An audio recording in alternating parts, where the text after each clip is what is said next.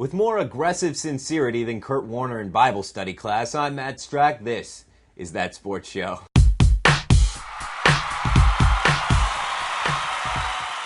Alright, now as our fan can tell you, the TSS woods are lovely, dark, and deep. But we've got promises to keep, two in particular. We promised ourselves that we'd quit trying to convince people that the movie The Rundown is anything less than spectacular, and we also promised you a show on the best athlete on-screen cameos.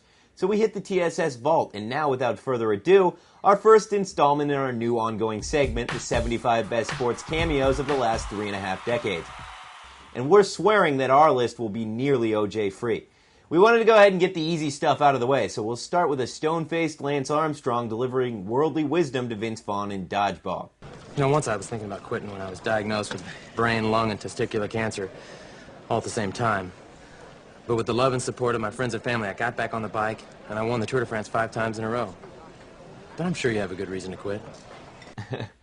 Good advice, but with wooden delivery like that, Lance better be happy that you can get famous on the seat of a bike. Otherwise, he'd never have had a shot to sop up Kid Rock's leftovers.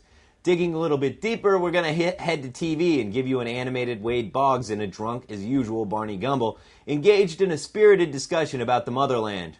And I say England's greatest prime minister was Lord Palmerston. Hit the elder. Lord Palmerston! Hit the elder! Okay, you asked for it, Boggs!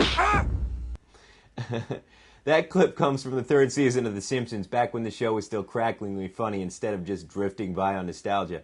In fact, that episode, titled Homer at Bat, by the way, is so packed with 90s baseball talent that we should just show you the whole damn thing. But that would mean that Rupert Murdoch would dispatch his army of engineered Hannity pod people to come downtown to the studio and beat us up. Or he'd at least demand that we promise our firstborns to Bill O'Reilly's call screening staff, a fate we could wish on no one. So we're going to keep on charging, but stick to television. Here's Seinfeld and the great mustachioed Mets first baseman, Keith Hernandez. June 14th, 1987. Mets, Phillies were enjoying a beautiful afternoon in the right field stands when a crucial Hernandez error opens the door to a 5-run Phillies ninth, cost the Mets the game. Our day was ruined. There was a lot of people, you know, they're waiting by the players' parking lot. Now, we're coming down the ramp. Newman was in front of me. Hernandez was coming toward us. As he passes us, Newman turns and says, "Nice game, pretty boy." Hernandez continued past us up the ramp. Then, a second later, something happened that changed us in a very deep and profound way from that day forward. What was it? He spit on us. And I screamed out, "I'm hit!" Then I turned and the spit ricocheted off him and it hit me. That crumb is also broken off from one spectacular cookie as Keith plays himself through the episode with a smug satisfaction so powerful that you'll want to shower after taking in his performance. It's epic. You just don't get the same warm feeling from his Just for Men ads. Next, here's football's straight arrow telling Adam Sandler to do as he says, not as he does. Tell me, what is your secret? How do you find yourself in the right position all the time?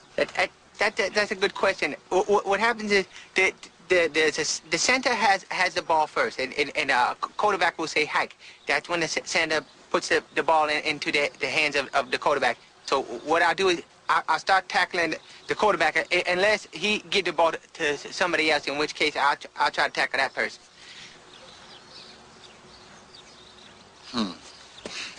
Gentlemen, what brings me to my next point. Don't smoke crack. Amazing. That's like watching Charlie Sheen tell listeners not to sleep with high-priced call girls. Finally, the mother of all sports cameos, Kareem Abdul Jabar's appearance in Zucker, Abrams, and Zucker's comedic milestone, Airplane. Joey, you ever hang around the gymnasium? We better get back now, Joey. No, Joey can stay here for a while if he'd like. Could I? Okay, if you don't get in the way. Flight 209er to Denver Radio. Climbing to cruise at 42,000. We'll report again over Lincoln. Over and out. Wait a minute. I know you. You're Kareem Abdul Jabar. You play basketball for the Los Angeles Lakers. I'm sorry, son, but you must have me confused with someone else. My name is Roger Murdoch. I'm the co-pilot. I think you're the greatest, but my dad says you don't work hard enough on defense.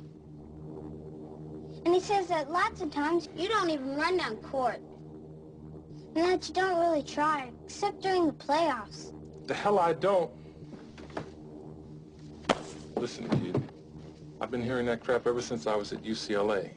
I'm out there busting my buns every night. Tell your old man to drag Walton and Lanier up and down the court for 48 minutes. So much to like about that one. Kareem's bad acting, Kareem saying the kid's old man should try dragging Walton and Lanier up and down the court, and of course the hilariously creepy pilot. Now that's just the way you get a cameo done, kids. That's it for our first installment. As usual, be sure to visit thatsportshow.com to send us links of video of Darius Miles and Van Wilder. Until then, we'll see you next time. We're talking softball, from Maine to San Diego, talking softball. Mattingly and Canseco, Ken Griffey's grotesquely swollen jaw, Steve Sachs and his running with the law. We're talking Homer, Ozzie and the Straw. Joey, you like movies about gladiators?